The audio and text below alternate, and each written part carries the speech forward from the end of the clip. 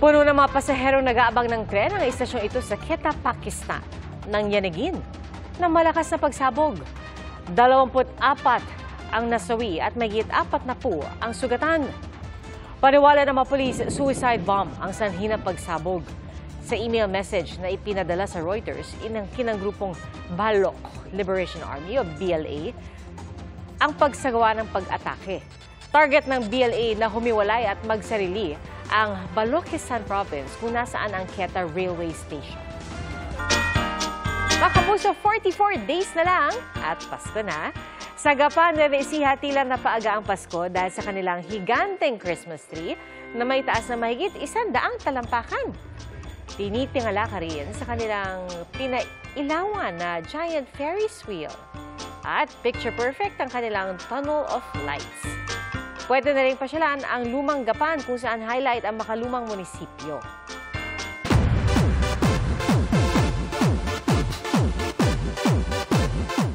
Matapos ang 10 taong pagsasama, kinumpirma ni Ai de las Alas sa Fast Talk with Boy Abunda na hiwalay na sila ng mister na si Gerald Sibayan. Emosyonal na ikwento ni Ai na gusto na raw magkaanak ni Gerald at hindi na rin siya masaya. Anya, bago pa sila magpakasal, ay alam na ni Gerald na hindi na niya kayang magkaanak. Kaya sinubukan niya magpa-IVF o in vitro fertilization. Sinagot din ni Ai ang tanong kung may third party sa hiwalayan. Di ba ang mga asawa, ano yan eh, malalakas yung mga ano. Ako, ramdam ko, ramdam ko. That's a gut feel. Gut feel. Kasi ama nung 2019, ano na siya eh, nag-cheat na rin siya noon, nung 2019.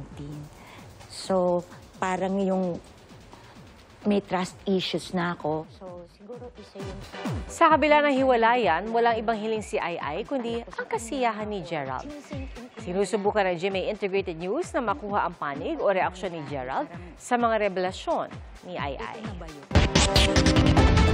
Mga kapuso, salamat sa inyong pagsaksi. Ako po si Pia Arcangel para sa mas malaking misyon at sa mas malawak na paglilingkod sa bayan. Mula sa GMA Integrated News, ang News Authority ng Filipino.